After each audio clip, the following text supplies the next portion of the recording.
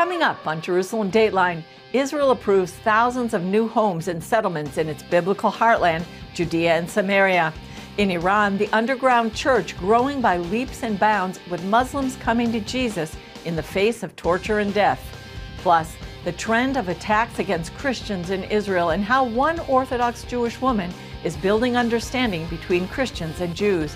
All this and more on this edition of Jerusalem Dateline.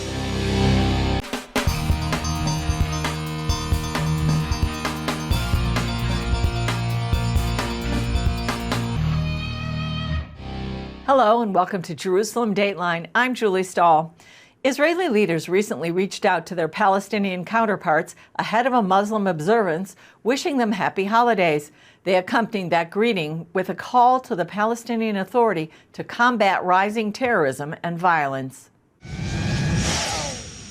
The holiday outreach followed a surprise attack when Palestinian terrorists launched 2 rockets from Jenin for the first time in 18 years, a claim later refuted by Hamas. Although the rockets fell short of their target, it's just the latest example of violence in the northern West Bank, part of the area the Bible calls Judea and Samaria. During a visit to northern Samaria, Likud Knesset member Danny Danon said the current situation makes Israel look weak to its enemies and that there must be a move to crush the terrorist infrastructure before it's too late. Residents of the area of Samaria are going through a difficult time with relentless terror attacks by Palestinian terrorists. There's no choice. We must react with a military operation in order to strike the terror cells. While standing next to the widow of Meir Tamari, a terror victim buried on his 32nd birthday, Danon assured the crowd of his belief that Prime Minister Benjamin Netanyahu will respond. I hope that very soon we'll see the IDF operating inside the villages. We'll see these checkpoints return to the place where they murdered a Jew at the hands of a Palestinian that still hasn't been caught. And this way, we can relay a very clear message of who is a landlord here in the land of Israel.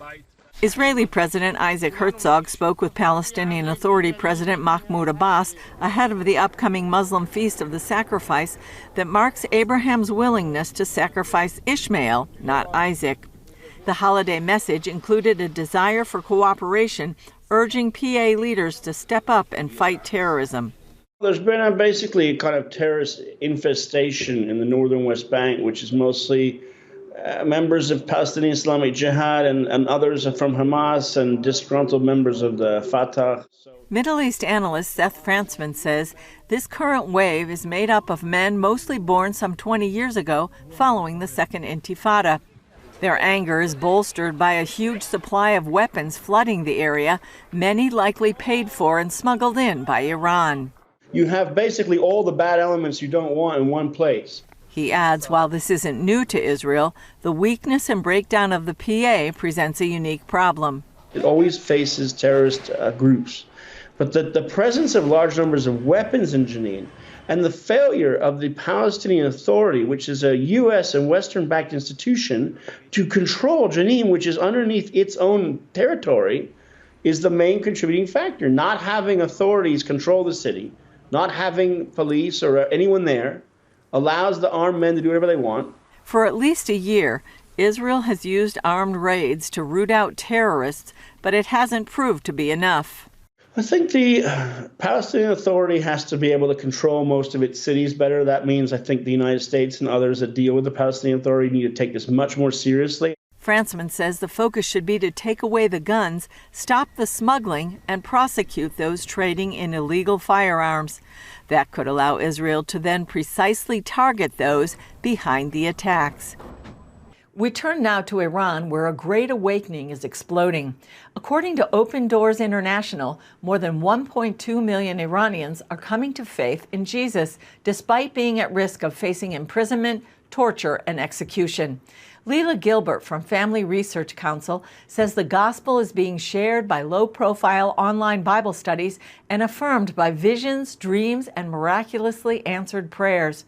Due to the risky circumstances, the new believers are communicating about their changed lives carefully and quietly with friends and loved ones.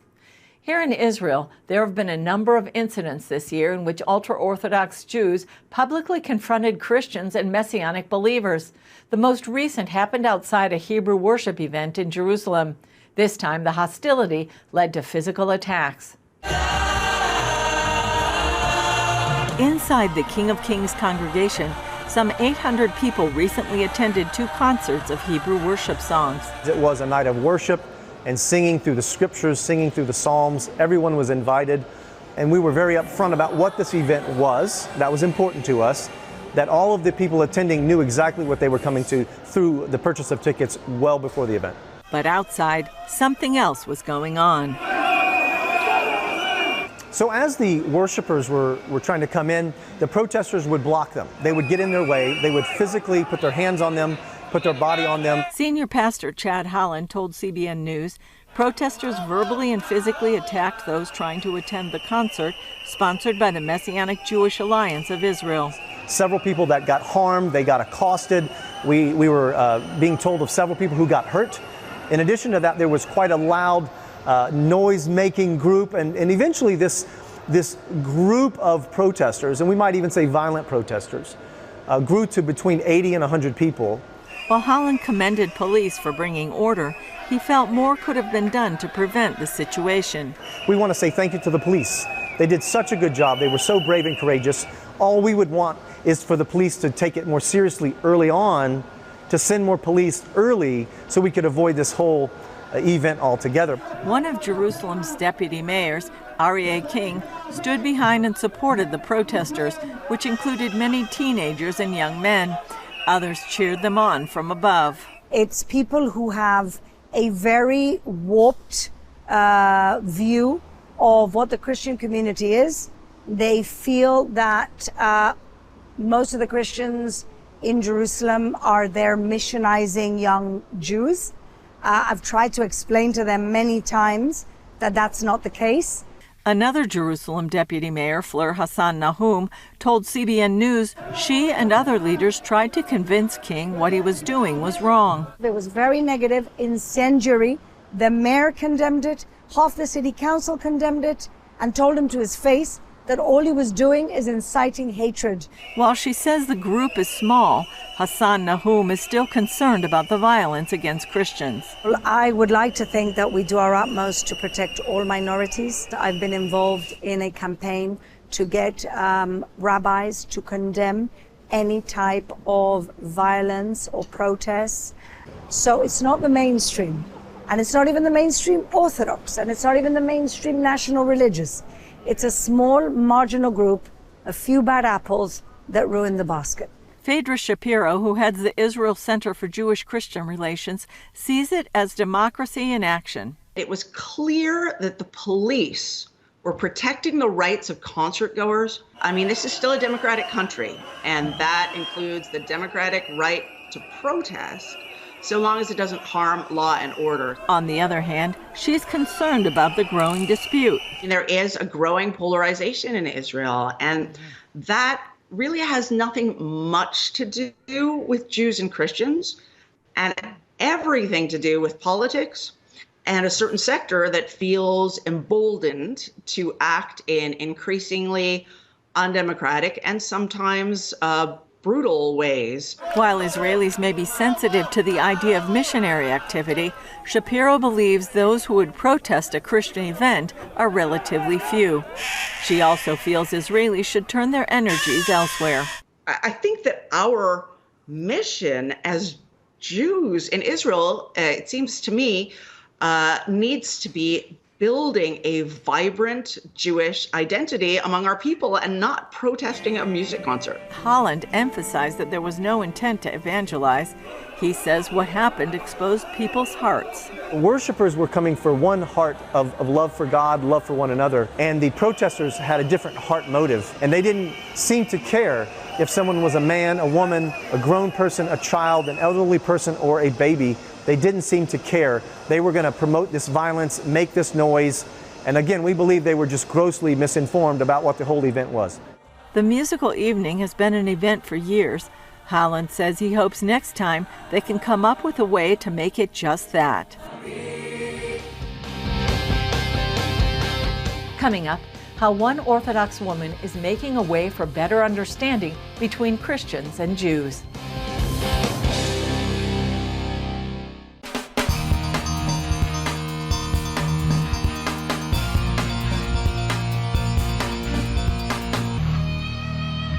In contrast to the protesters at the worship event in Jerusalem, others are building bridges. One Orthodox Jewish woman from the Israel Center for Jewish-Christian Relations is consulting for the TV series about the life of Jesus called The Chosen. Take a look. Phaedra Shapiro, welcome to Jerusalem Dateline. Thank you so much. I'm delighted to be here. Now, you had a very interesting experience. What did you first think when The Chosen came out? I was so certain that it was going to be bad. I mean, bad aesthetically and bad for the Jews. And my whole Christian social network was talking about it. And I was completely avoidant.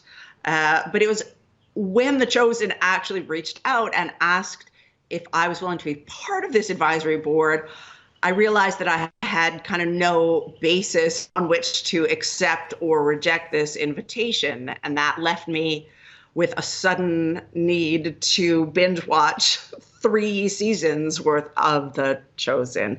It was much, much better than I expected as, just as a viewing experience. And sure, I mean, some of the Jewish pieces were a little bit off. But overall, I was really delighted and actually moved to see such a Jewish Jesus and a Jesus who is so clearly embedded in Jewish practice, Jewish culture, Jewish values. That was really astonishing to me. So, of course, I had to say yes. And so what do you think the value is of The Chosen for Jewish-Christian relations? Well, I mean, I think that The Chosen should help Christians to not only kind of know intellectually that Jesus was Jewish, but to be able to really imagine it and to really envision the implications of it. And ideally, this deeper knowledge could be part of helping Christians to understand that Jesus and, let's say the Jewish family down the street, that they have something profoundly in common. And, that maybe Christians have something to learn, something, more to learn about Jesus through understanding more about Jews today. And also that loving Jesus should also imply a deep commitment to the people of the historical Jesus, the Jews. And so to recognize that, anti-Semitism is completely incompatible with being Christian. Yeah, that's true. That's true. And do you think the Jewish community could learn something from this in terms of how to relate to Christians? Listen, I'm not actually sure how many Jews are really watching The Chosen, but ideally it should help us to understand that Jesus wasn't a Gentile. He was one of us. He was not something foreign. I mean, we're always pretty excited to talk about famous Jews, but the reality is that, while Jesus has no presence in and plays no part in Judaism per se, he is undoubtedly the most famous Jew to ever live, with the greatest impact on humanity, I think. Thank you so much, Phaedra Shapiro, for joining us on Jerusalem Dateline. Thank you, Julie. Up next, Scott Ross takes us to biblical Judea and Samaria to show what life is really like in an Israeli settlement community.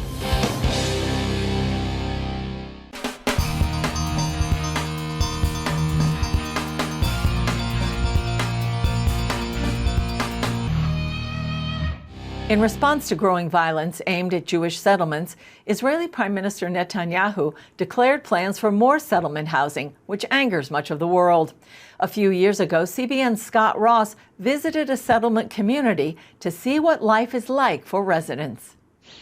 Known to much of the world as the West Bank, Judea and Samaria of the Bible is today home to some 360,000 Jewish Israelis and at least 1.4 million Palestinian Arabs. Shiloh. Shiloh. The first capital of ancient Israel, the place where the tabernacle stood for 369 years. Whoa. David Rubin is the former mayor of Shiloh, the place pronounced Shiloh in hundreds of biblically named places in America.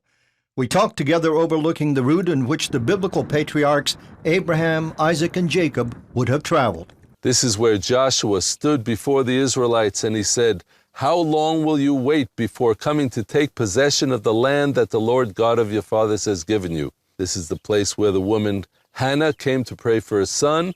The son who was born from her prayers was Samuel, a prophet, who grew up into prophecy in Shiloh along with the people of Israel. And that is the issue that remains today. This is the land that God gave you. As a special responsibility to cherish it and to take care of it. Reuben's commitment to the land came at a personal price when he and his son were ambushed by terrorists while traveling on the road home. The car was hit by a massive hail of bullets. I was shot in my leg. My son was shot in the head. Is your son still alive today? Thank God my son is alive today. He had a miraculous recovery. The bullet missed his brainstem by 1 millimeter. Why do people choose to live in the middle of the threat of violence, their children, so forth, being exposed to this? Why do people want to be here? We've come home. We're fulfilling prophecy in these times. Some 230 Israeli families live in Shiloh today, 35 years after it was reestablished in 1978. And yet Palestinian Authority Chairman Mahmoud Abbas said recently that a future Palestinian state in this area must be completely free of Jews. There never was a Palestinian state. It's all an illusion. It's all a political game by the Islamic world to try and make sure that Israel doesn't have the right to exist anymore. And how do you feel about the land for peace negotiations? You give up the land, there's going to be peace. It's time for a new plan, which is called Peace for Peace. We extend our hand in peace. They extend their hand in peace. We shake it and we have peace. We sign a peace treaty and all is well. Still ahead, an artist and a theologian team up to help others understand the Bible. See how they're reaching millions when we come back.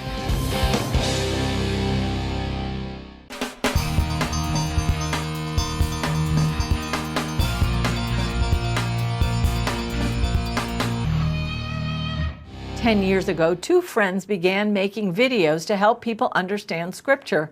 Today, the Bible Project is helping millions of people around the world engage with God's Word. Dale Hurd brings us their story. Tucked away in a quiet Portland neighborhood is an animation studio that is opening the Bible to millions in a new and fresh way. Some amazing things are happening behind that door. An idea of some college buddies has become one of the most successful ways to help people understand the Bible. During their college days, longtime friends Tim Mackey and John Collins would kick around ideas on how to get more people reading the Bible and understanding it better. The result was an animation experiment called Bible Project that at first only included 2 videos posted online for their friends. Less than 10 years later, Bible Project has more than 140 employees, creating more than 180 videos and 350 podcast episodes over the internet. With over 620 million views in over 200 countries and over 5 million subscribers worldwide. Michael McDonald is the Chief Global Focus and Strategic Relationships Officer. None of us were smart enough to think about, like, would we create this big nonprofit out of this? This really was a passion project of 2 friends going, I think this would be helpful to not only just us, but some of our friends. And the crowd just caught up so fast in not only watching them, but wanting more of them. And they started helping fund them just with, $5 here, $10 there, and until we had enough funds to make another video. And away we went. After college, John served as a pastor before beginning a career making explainer videos for large companies. After Tim got his PhD in Hebrew Bible and Jewish studies, he became a pastor and seminary professor. Then they decided to join forces, combining Tim's Bible knowledge and John's creative abilities. And Bible Project was born. This is just basically our workflow for one of our fully animated videos. So some projects are in illustration, some are in animation, some are writing, some are storyboarding. Then I meet with the artist, and then we go through all this in detail, and then the artist goes and draws the beautiful version. So by the time I sit down to record, I've got this in my head. The first dispute, that's hard to say quickly. That is hard. The first dispute starts when God says that he still loves his covenant people, Israel, despite their failures. Bible Project is trying to help those who only see the Bible as a collection of inspirational quotes. It takes on those difficult passages in the Bible that many Christians tend to avoid because they seem to be confusing or disturbing. It's pretty neat to see kids from like the age of 10 who are even, writing in saying just how engaged they are in the scriptures. And then we've got like 85-year-old folks that are writing in going, I thought this was for my grandkids, and I never thought I would go back and read the Bible with new eyes. With videos now in 56 languages, Bible Project is also reaching the Muslim world. You find people in, Tunisia watching the Arabic videos and sending in comments of, I'm a Muslim who, has been interested in the Bible and I didn't know how to, engage it or read it. And I found your videos on YouTube because they're free. And now they're opening up the scriptures in a unique way and understanding, what it's saying about Jesus. So an experiment once meant to only help a few friends is today helping millions around the world to know and understand the Bible better. One thing we think God is doing is that he's helping people see the Bible as a really important part of their life. And our contribution to that is helping people see the Bible through this paradigm of biblical theology, where you appreciate the Bible in its literary design and you understand the Bible as a story, and you see how that story leads to Jesus, and then it just makes things, it's falling apart. It makes things more meaningful. Dale Hurd, CBN News in Portland, Oregon. That's all for this edition of Jerusalem Dateline. Thanks for joining us. Remember, you can follow us on social media and access CBN content through our CBN News and other CBN apps. And don't forget to sign up for our email blasts. And remember, the God who's watching over Israel and you and me neither slumbers nor sleeps. I'm Julie Stahl. We'll see you next time on Jerusalem Dateline.